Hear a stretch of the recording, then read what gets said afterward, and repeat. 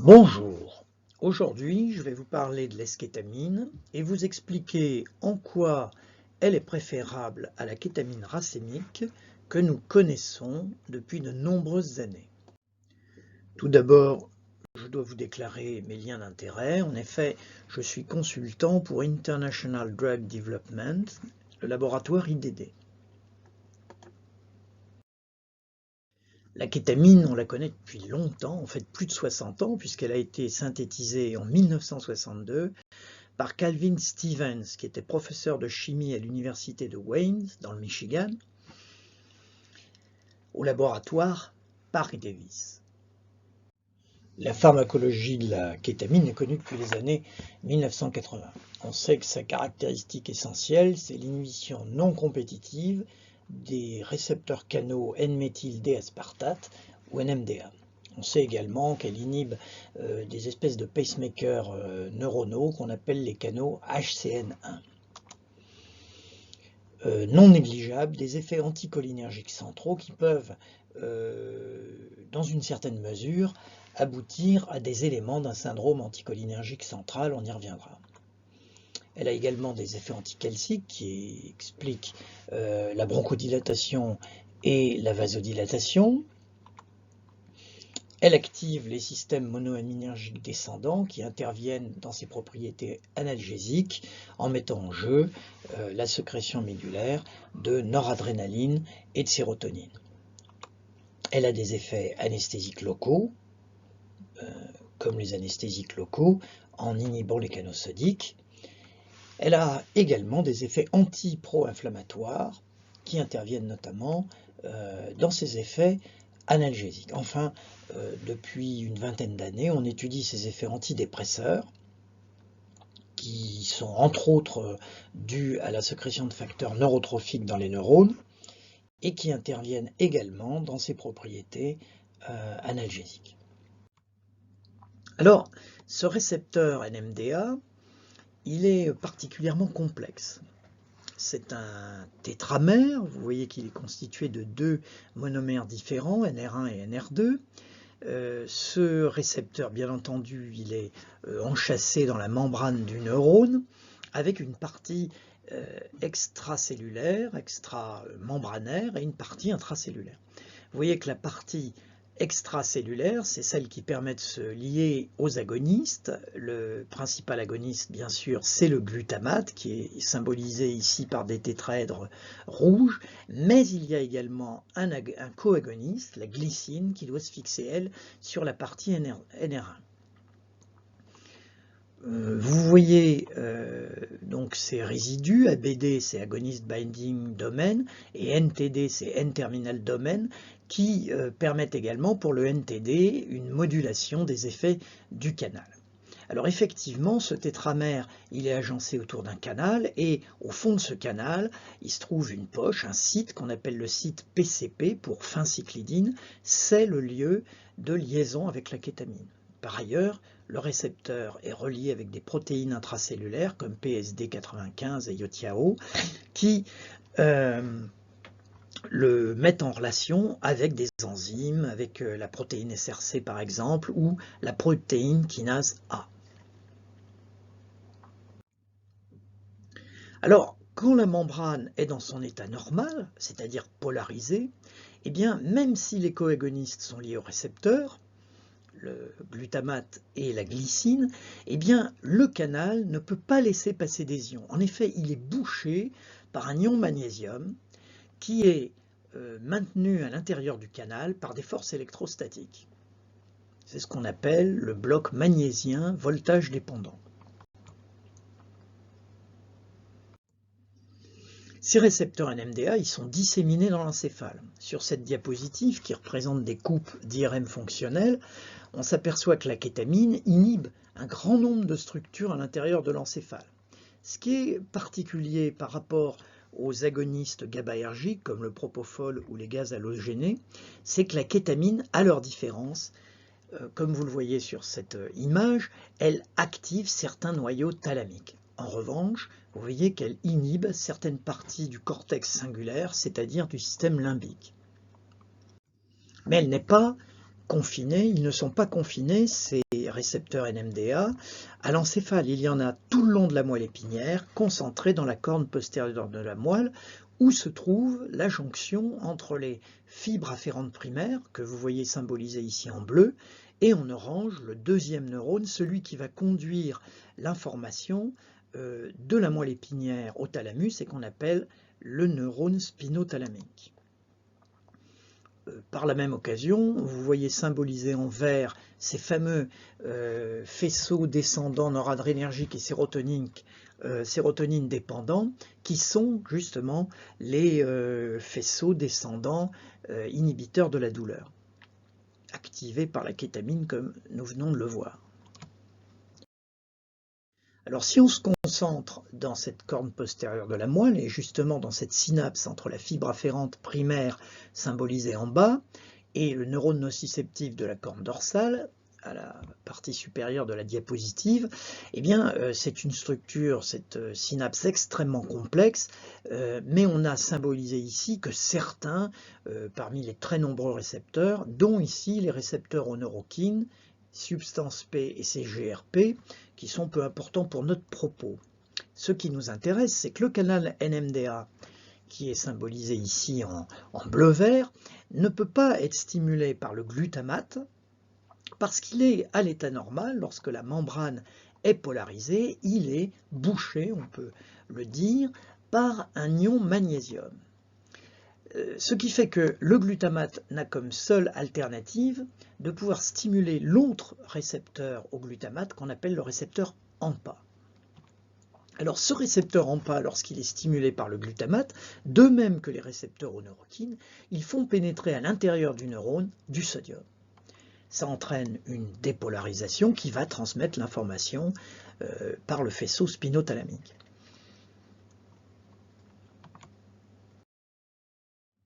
Alors, mais si la membrane est dépolarisée, c'est-à-dire si du sodium s'est accumulé dans le neurone, ce qui s'explique par le fait qu'il y a eu soit une douleur extrêmement importante, par exemple un traumatisme important, ou une chirurgie lourde, ou éventuellement d'ailleurs une ischémie du neurone.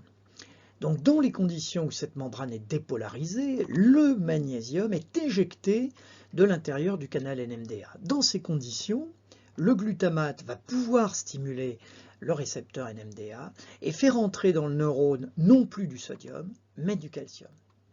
Alors c'est très différent dans ces conditions parce que le calcium va être l'origine d'une cascade d'événements, la synthèse de monoxyde d'azote, l'activation de kinases à l'intérieur du neurone et également l'activation de certains gènes qui vont permettre un engrammage de cette information douloureuse et des phénomènes qu'on appelle hyperalgésie ou wind-up, potentialisation à long terme. Ce sont des phénomènes neurologiques qui font partie de cette hyperalgésie.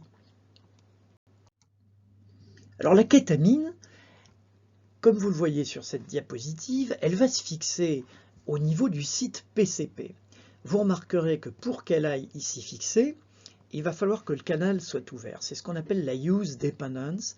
Ça veut dire que la kétamine sera d'autant plus active que la douleur est importante, ou que la douleur est chronique, ou que le malade est soumis à des morphiniques puissants qui ont la propriété également d'activer le récepteur NMDA. Par la même occasion, vous observez que la kétamine ne stimule pas ce canal de la même manière que le glutamate. C'est la raison pour laquelle on parle d'un antagonisme non compétitif. Alors, la molécule de kétamine, elle est composée, vous le voyez, d'un cycle carbone fermé sur lequel se branche un oxygène. C'est une cétone. Cette cétone, elle possède un carbone 2 qui est asymétrique.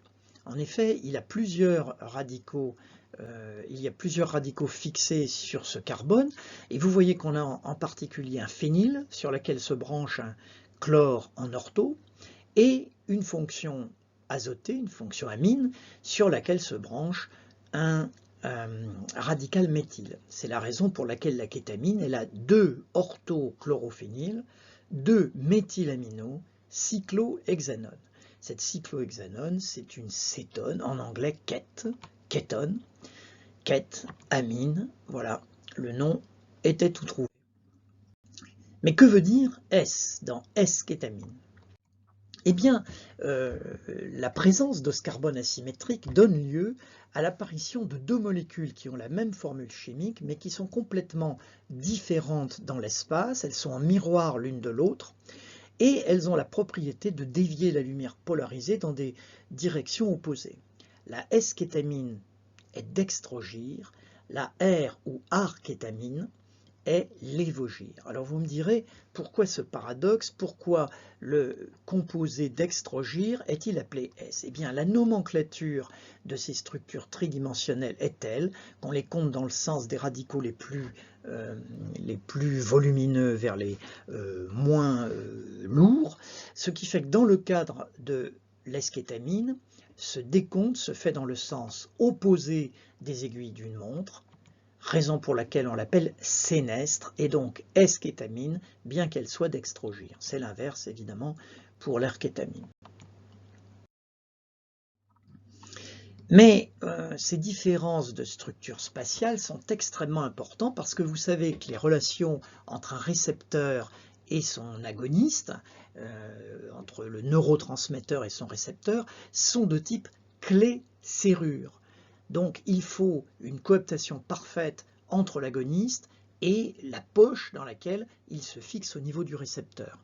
Il se trouve que la kétamine dextrogire, l'eskétamine, est véritablement la clé du récepteur NMDA, et l'arkétamine qui est complètement opposée. Vous imaginez que si vous aviez une clé que vous aviez accidentellement fait faire à l'envers, eh bien elle n'ouvrirait pas votre serrure.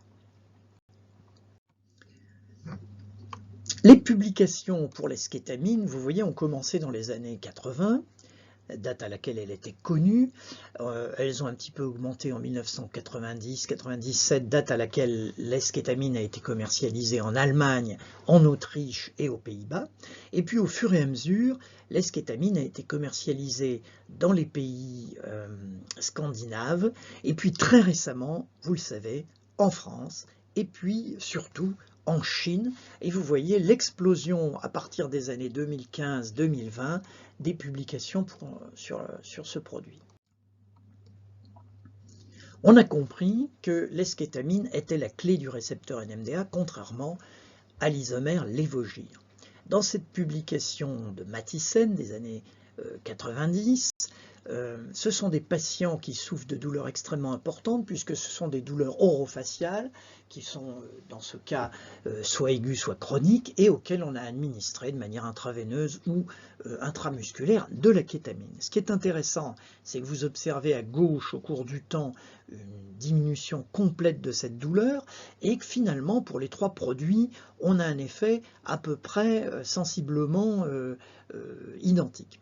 Mais ce que vous observez à droite, et c'est ce qui est intéressant de cette publication, c'est qu'on a mesuré la concentration des deux énantiomères et de leur mélange, la kétamine racémique, dans le plasma des patients. Et vous observez premièrement qu'il y a une correspondance parfaite entre le pic de concentration et la diminution maximale de la douleur. On a une relation quasiment linéaire entre la concentration plasmatique et l'effet analgésique. C'est extrêmement important à comprendre pour ce produit. Mais vous observez que l'eskétamine à droite va pouvoir donner un effet analgésique aussi important que l'erkétamine, mais avec des concentrations 4 ou 5 fois plus basses. Et vous observez que le racémique nécessite des concentrations 2 fois plus élevées que de eskétamine pour obtenir le même effet. Ainsi, l'eskétamine est 2 fois plus puissante au niveau analgésique, et d'ailleurs c'est également vrai au niveau hypnotique, que le mélange racémique. Alors, les différences ne se limitent pas à cette différence de puissance. En particulier, l'équipe de Pfenninger, mais d'autres équipes l'ont montré également, a observé que les perturbations cognitives étaient beaucoup moins importantes avec l'eskétamine qu'avec le racémique. Vous voyez sur la partie gauche de la diapositive des bargrammes qui nous montrent la diminution de fonction cognitive chez les patients qui ont reçu du racémique, de la eskétamine et de l'erkétamine. Et vous observez que la diminution cognitive à 20 minutes et à 60 minutes sous l'influence du racémique est d'à peu près 15 voire 18%. En revanche, avec la eskétamine, elle n'est que de l'ordre de 10%, 11%.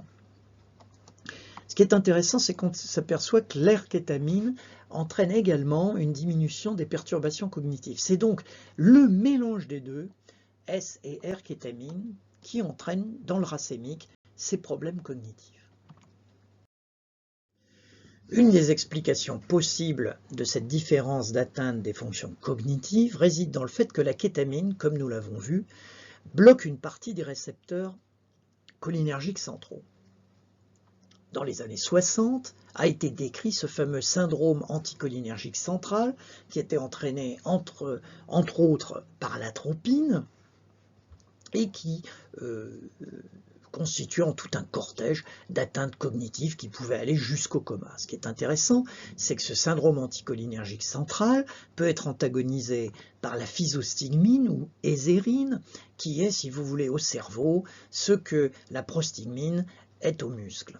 Donc c'est un inhibiteur des acétylcholinestérases cérébrales qui va augmenter la disponibilité de l'acétylcholine pour les récepteurs cholinergiques centraux. Ce qui est très intéressant, c'est que cette publication d'Anesthesia Analgesia vous montre que précisément la physostigmine antagonise la kétamine. Elle permet un réveil plus rapide dans une série de volontaires, vous voyez. Et donc, on peut penser que la kétamine entraîne des perturbations cognitives, entre autres sous la forme d'un syndrome anticholinergique central lors du réveil des patients. Alors, ce qui nous intéresse précisément, c'est que l'eskétamine et l'arkétamine, les deux énantiomères, alors qu'ils ont une très grande différence dans leur capacité à inhiber le récepteur NMDA, puisque l'eskétamine est 4 fois plus puissante pour inhiber ce récepteur, eh bien, ces deux énantiomères inhibent les récepteurs cholinergiques de la même façon. Et lorsqu'on considère le racémique, qui est intermédiaire au niveau puissance de blocage NMDA entre l'arkétamine et l'eskétamine, eh bien, on observe que ce racémique bloque 2 fois plus les récepteurs cholinergiques centraux que l'eskétamine. Donc, lorsqu'on l'utilise à double dose pour obtenir le même effet de blocage des récepteurs NMDA, pour que ce soit comparable à ce que nous désirons avec l'eskétamine, eh bien, on a par rapport à l'eskétamine un blocage 4 fois plus puissant des récepteurs cholinergiques centraux. C'est la raison pour laquelle on peut penser que le racémique entraîne un blocage beaucoup plus important du système cholinergique central, ce qui explique la diminution des fonctions cognitives plus importantes et plus prolongées par rapport à l'eskétamine. La seconde explication pour laquelle l'eskétamine entraîne moins de perturbations cognitives au réveil, c'est que son élimination est plus rapide. D'une part, elle a une clairance beaucoup plus importante que l'erkétamine, ce qu'on observe dans cette publication, et ce n'est pas la seule. Et d'autre part, dans le mélange racémique, l'erkétamine inhibe l'élimination de l'eskétamine, ce qui explique cette clairance plus lente, plus faible dans le racémique. À côté de ces différences pharmacocinétiques, on observe des différences pharmacodynamiques. Au niveau cardiovasculaire, vous connaissez le phénomène du préconditionnement ischémique. Un myocarde qui a été soumis à des périodes brèves d'ischémie va être plus résistant à une période d'ischémie plus longue qui surviendrait ensuite. C'est ce qu'on observe sur ces cœurs de rats qui ont été expérimentalement exposés à des périodes d'ischémie. Vous voyez tout à fait à gauche les CPK qui sont libérés par du myocarde dans des conditions de contrôle, c'est-à-dire sans préconditionnement. Vous voyez qu'on a une libération de CPK importante. Lorsqu'on est sur le bargramme gris, où il y a eu un préconditionnement ischémique, vous voyez qu'on a une libération de CPK qui est diminuée pratiquement d'un quart, un tiers. Lorsque la fibre a été soumise à de l'eskétamine, vous voyez que les CPK sont libérés en quantité bien moindre, ce qui montre que le préconditionnement a été complètement respecté. Mais lorsque ces fibres sont soumises à une perfusion d'arkétamine, c'est tout à fait le contraire. On voit que l'arkétamine, et c'est le cas également du racémique, inhibe complètement le système du préconditionnement.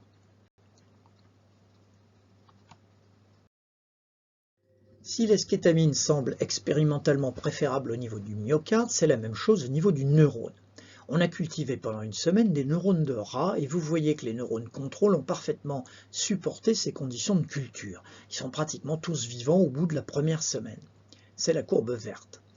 Par contre, un groupe de neurones a été intoxiqué au glutamate, exposé à des concentrations excessives de glutamate, c'est ce qu'on appelle l'excytotoxicité, et vous voyez que la plupart de ces neurones sont morts et que seuls 20 ou 30% des neurones survivent au bout d'une semaine.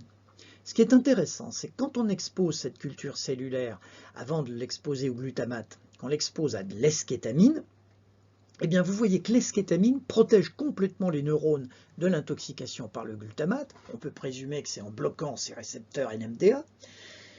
Et finalement, vous avez une survie des neurones protégés par l'eskétamine qui est à peu près semblable aux neurones contrôle. On a 80% de survie des neurones. Ce n'est pas du tout le cas avec l'arkétamine. Au contraire, il n'y a pas de différence entre les neurones exposés à l'arkétamine et ceux qui n'ont pas du tout été protégés par la kétamine.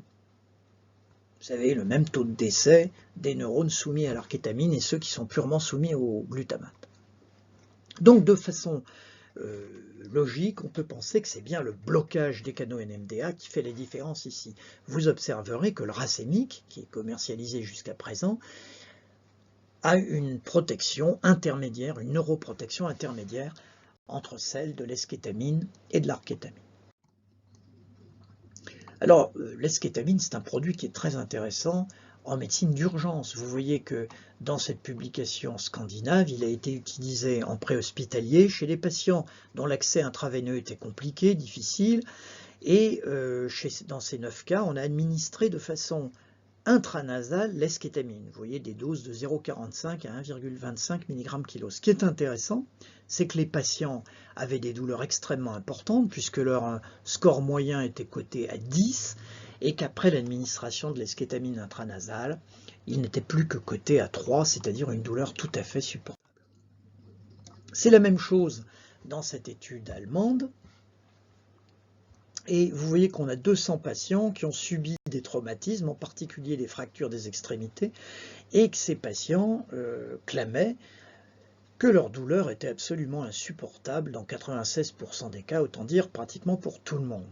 Mais vous voyez que lors de l'administration d'eskétamine, cette fois-ci en intraveineux, eh bien 95% d'entre eux étaient soulagés avec l'absence d'effets secondaires dans 80% des cas. Et les effets secondaires problématiques survenaient seulement dans 0,2% des cas. On peut dire que c'est quand même assez négligeable.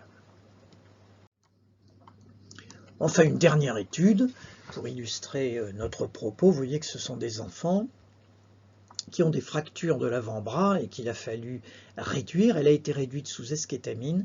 Et vous voyez que sur 151 patients, eh bien, on a pu faire une réduction uniquement avec l'eskétamine dans pratiquement 90% des cas. Ainsi, nous conclurons que, comme nous l'avons vu, l'eskétamine est 2 fois plus active que le racémique en termes d'analgésie et de narcose. On a vu qu'elle est mieux tolérée au niveau psychique et, au moins d'un point de vue expérimental, elle a un meilleur profil sur les systèmes circulatoires et nerveux. Par ailleurs, sa clairance est plus élevée que le racémique, ce qui explique en partie une émergence plus rapide et plus calme. Je vous remercie pour l'attention que vous avez portée à cette conférence et je me ferai un plaisir de répondre à toutes les questions que vous pourriez me poser. Je vous engage à vous connecter à mon site georgesmion.com, vous y retrouverez le texte de cette conférence. Encore une fois, merci pour votre attention.